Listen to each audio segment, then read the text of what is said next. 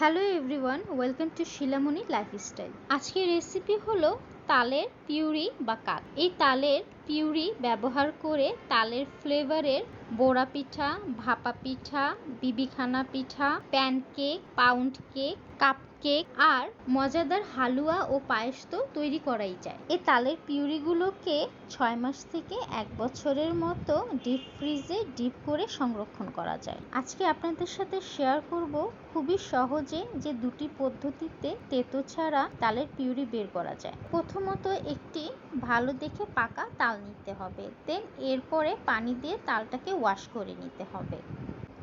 এখন তালের চারপাশটাকে রোলের মতো করে ঘুরিয়ে নেব যেন সহজে তালের খোসাটা ছাড়িয়ে নিতে পারি।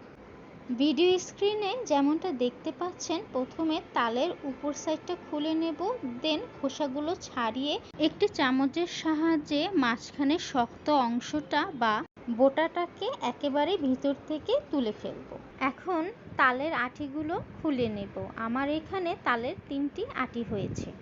আটি থেকে পিউরিগুলো বের করার জন্য একটি আটির সাথে অপর আটিটি ঘষে নেব, এতে করে সহজেই তালের আটি থেকে পিউরি বের করা যাবে। এখন এই 3টি আটির মধ্যে একটি আটি বলে নিয়ে নিব আর এর সাথে পানি অ্যাড করে দেব। দেন হাতের সাহায্যে পানির মধ্যে চেপে চেপে তালের আটি থেকে পিউরি বের করব, যেমনটা ভিডিও স্ক্রিনে দেখতে পাচ্ছেন। এটি হলো প্রথম পদ্ধতি, যা কিনা সহজেই তালের আটি থেকে পিউরি বের করা যায়। এই পিউরি অনেকখানিটা পাতলা হয়। আমার কাছে পার্সোনালি এই পিউরিটাই ভালো লাগে। এই পিউরিটা পাতলা হওয়ার কারণে এর মধ্যে পানির পরিমাণ বেশি থাকে আর সহজেই তালের কাত থেকে তেতো ভাবটা দূর করা যায়। এখন দেখাবো দ্বিতীয় পদ্ধতি। এই দ্বিতীয় পদ্ধতির জন্য একটি সবজি কাটার লাগবে। সবজি কাটারে যে বড় সাইডের ছিদ্রগুলো রয়েছে সেখানে তালের আটিটাকে ঘষে ঘষে পিউরি বের করে নিতে হবে। প্রয়োজন মনে হলে আটিটাকে একটু পানিতে ভিজিয়ে দেন ঘষে নেব। এই পিউরি অনেকটা ঘন হয়ে থাকে। এই দ্বিতীয় পদ্ধতিতে তালের আটি থেকে পিউরি বের করাটা একটু কষ্টকর। ফার্স্ট পদ্ধতিতে যে পিউরি বের করেছিলাম তার সাথে সেকেন্ড পদ্ধতিতে যে পিউরি বের করেছিলাম তা মিক্সড করে নেব। দেন তালের পিউরিগুলো ছেঁকে নেওয়ার জন্য একটি স্ট্রেনারে ঢেলে দেব।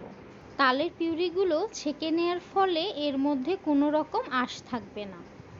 যখন সবগুলো তালের পিউরি ছেঁকে নেওয়া হবে তখন একটি হাঁড়ির মধ্যে পরিষ্কার সুতি কাপড় নিয়ে নেব আর এর মধ্যে তালের পিউরিগুলো ঢেলে দিব। এখন সুতি কাপড়টাকে ভালো করে বেঁধে একটি লাঠির সাহায্যে ঝুলিয়ে রাখতে হবে যেন তালের তেতো রসটা পানির সাথে ঝরে পড়ে যায়।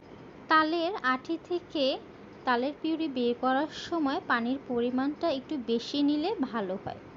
তেতো ছাড়া তালের পিউরি বা কাক তৈরি হয়ে গেল।